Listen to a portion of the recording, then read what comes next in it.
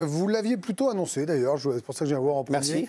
Non mais disons les choses. De risque, bravo. Mais en même temps, vous aviez dit que le PSG se qualifierait dès ce soir, quand on évoquait peut-être un Brest plus frileux, plus défensif. Vous pensez que c'est déjà plié la confrontation? Posons la question directement. Je le pensais avant le match, je le pense encore plus après le match, après 3-0, ça paraît totalement logique. Non, aujourd'hui, même si les stats, on voit que le Brest a autant tiré que le PSG.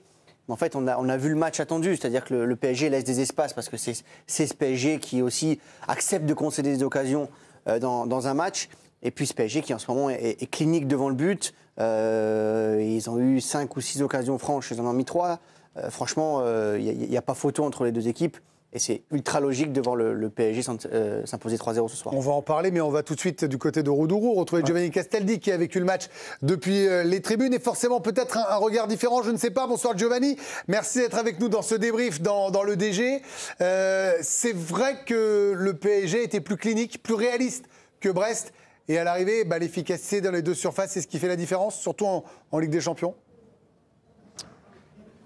Bonsoir Greg, oui, il y avait un sentiment de supériorité qui était assez évident, même si par moment Brest a emballé la rencontre. Une fois que Vitinha avait marqué sur penalty, il y a eu un petit moment de folie avec cette séquence avec le poteau de Hakimi, la tête également de Sima, mais globalement il y a un sentiment de maîtrise et de puissance de ce Paris Saint-Germain là.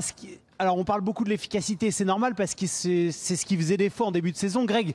Mais cette équipe parisienne, surtout, elle est très très impressionnante athlétiquement sur tout ce qu'elle met dans les duels, dans l'agressivité, à la récupération. Et je trouve que ça use énormément les joueurs adverses. Beaucoup de personnes le disent en conférence de presse, on pense que c'est de la communication. Quand on parle avec certains acteurs du jeu en off, ils disent honnêtement ce PSG-là, c'est un cauchemar à jouer. Et je trouve que ça s'est vérifié encore ce soir, même si Brest n'a pas démérité. Benoît, on est un peu déçu peut-être de la réaction brestoise parce qu'on disait qu'il fallait qu'ils attaquent très fort la seconde mi-temps, qu'ils arrivent à emballer le jeu et cette seconde mi-temps, ils n'ont pas trouvé la façon de l'emballer alors qu'ils avaient eu un quart d'heure assez intéressant en première mi-temps. Je pense qu'ils ont eu effectivement ils ont eu les opportunités pour revenir à la fin de première mi-temps. Et puis voilà, face au PSG, lorsque vous passez à côté d'opportunités comme ça, après c'est compliqué parce que c'est un rouleau compresseur qui arrive. Derrière, on l'a vu en seconde période, ils ont maîtrisé de bout en bout. Il y a un but hors jeu d'un bout de nez, d'un bout de pied, je sais pas quoi. Ils auraient pu en mettre 4 ou 5, le Paris Saint-Germain. Voilà, on voit un Dembélé qui est en pleine confiance, notamment sur son but, là, avec la prise de balle qui est incroyable. Alors, il frappe, elle est un petit peu contrée, mais non, on voit que pour l'instant, cette équipe du Paris Saint-Germain, aujourd'hui, est quasi inarrêtable. Rouleau compresseur, disait Giovanni, Charlotte et Nabil.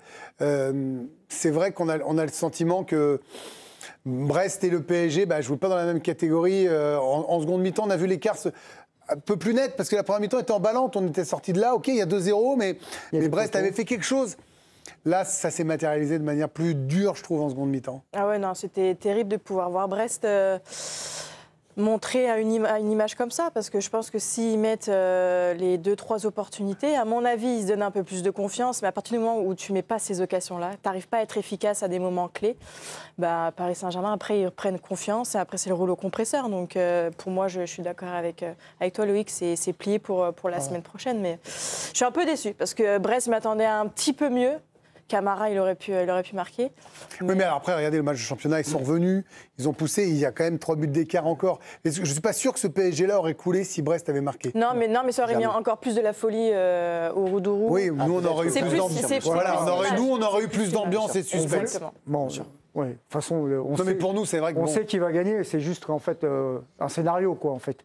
Et là, c'est vrai qu'à la mi-temps, la double confrontation, bon, si Brest retourne le truc. À côté, la remontada, c'est plus fort que la remontada. Ouais, c'est une rigolade, quoi. Non, mais ce que je veux dire. Ouais. Mais bon, Brest, alors, le Paris Saint-Germain, évidemment, au-dessus, ils étaient en mode Ligue 1 avec une marge, voilà, comme ils savent le faire. Mais Brest n'a pas démérité, ils ont eu des temps forts, ils n'ont sûrement pas validé. Maintenant, le Paris Saint-Germain, ils sont dans une forme de continuité. Collectivement, on voit ce qu'ils veulent faire. Ils ont trouvé l'efficacité, effectivement, il a raison, Giovanni. Ce qui fait la différence, c'est l'efficacité. Par rapport à la première partie de saison, et notamment par le biais de Dembélé, voilà, qui est reconverti en. On va en parler de Dembélé. Allons-y. Mais je veux pas, c'est pas que je veux casser l'ambiance. Il faut toujours aussi relativiser par rapport à l'adversité. Bien sûr, Enfin, mais là, l'idée, c'est de battre l'adversaire qu'on vous propose. Non, mais je dis pas le contraire. C'est un barrage de Ligue des Champions en face. Hein. Brest ou pas Brest, ça reste une équipe qui a passé le premier tour. Quand c'est un barrage et tu es en 8e de finale ou en barrage, qu'à une époque, je me souviens, il y avait des tirages. Tu avais Manchester City, ils avaient le FC Bâle. Il n'y avait pas de play-off. Là, maintenant, vous avez des play-offs. Non, mais ce que je veux dire, c'est que Paris, ils avaient qu'à faire mieux. Ce que je veux dire, voilà. Non, mais je veux dire, ils sont quand même vernis. Attendez, non, parce que d'habitude, c'est dans l'équipe du soir.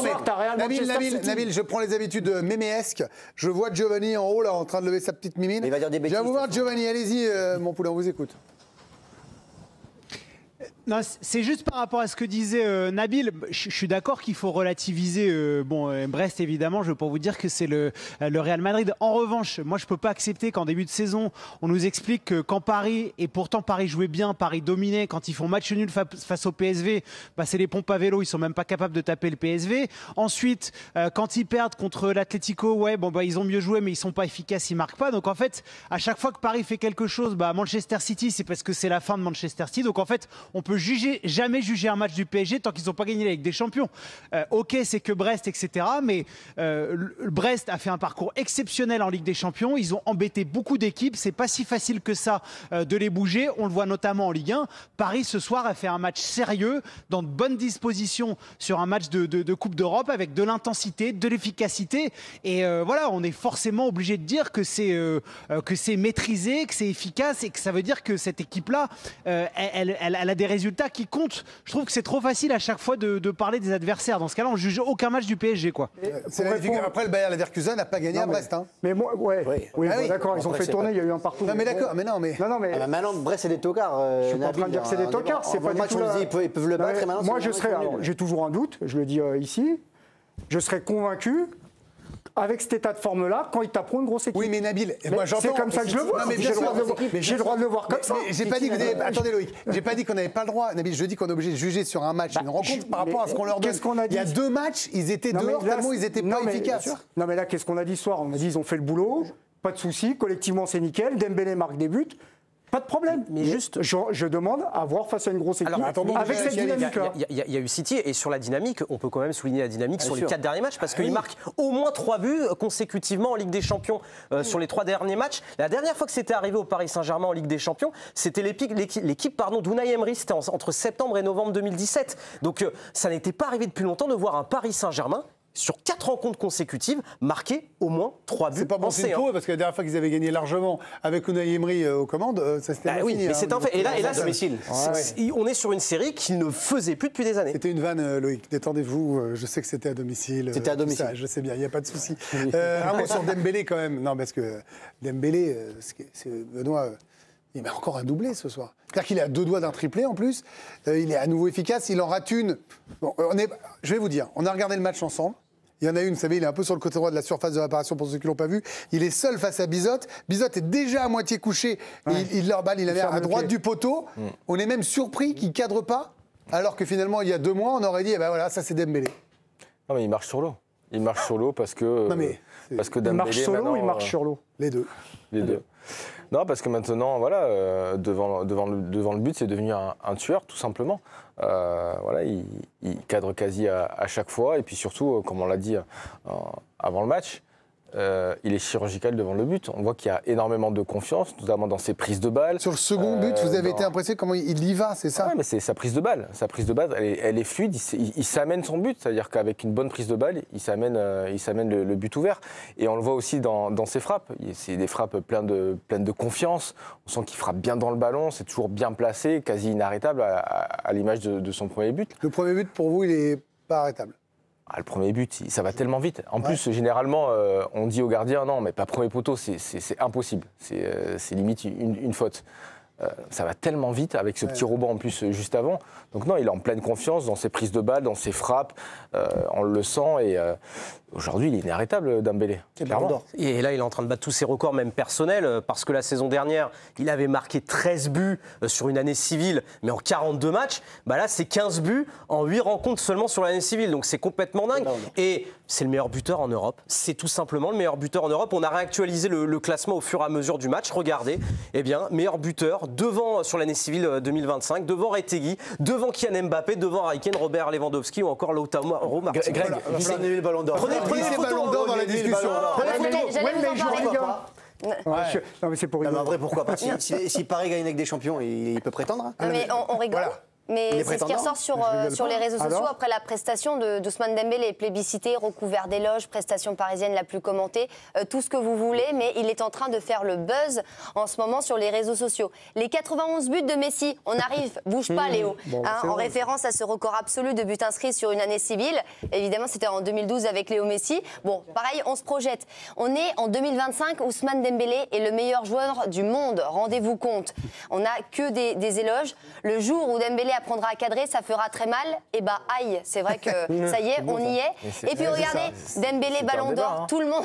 J'ai vu plein de commentaires passer. Et bah peut-être que c'est pas qu'une plaisanterie finalement. On vit le prime de Dembélé sous nos yeux. Il y en a qui n'y reviennent pas. Dembélé en 2025, c'est quand même un niveau différent, lunaire, on peut lire. Dembélé qui va avoir un Ballon d'Or avant Vinicius, qui l'aurait cru. Moi non plus, voilà. Et puis c'est surtout une prestation, encore une fois, commentée dans toute l'Europe. Giovanni, vous êtes avec nous, un mot sur Dembélé parce que vous l'avez vu en action. Une fois de plus, j'aime bien le dire et le répéter. Quand on est au bord du terrain, c'est pas forcément la même chose, mais là, pour le coup, il a encore une fois été très fort. Voilà, il n'y a pas besoin d'en rajouter. Oui, ce qui est assez impressionnant, Greg, indépendamment du fait qu'il ait totalement éteint ce débat un peu surréaliste qu'on a eu tous en début de la première partie de saison, est-ce qu'il faut un numéro 9 au PSG? Finalement, ils n'en avaient pas forcément besoin. C'est qu'en première période, Dembélé était le joueur parisien qui avait touché le moins de ballons et il a été impliqué. Son but, bien sûr, et c'est lui qui a provoqué le pénalty avec cette frappe. C'est aussi, on a beaucoup parlé en avant-match de son utilisation, du fait qu'il se dispersait moins dans une position axiale, qu'il dépensait moins d'énergie, plutôt qu'il était plus lucide. Je trouve que la première période, elle symbolise énormément parce qu'on ne l'a pas beaucoup trouvé, mais tout ce qu'il a fait quasiment a été juste impeccable et implacable.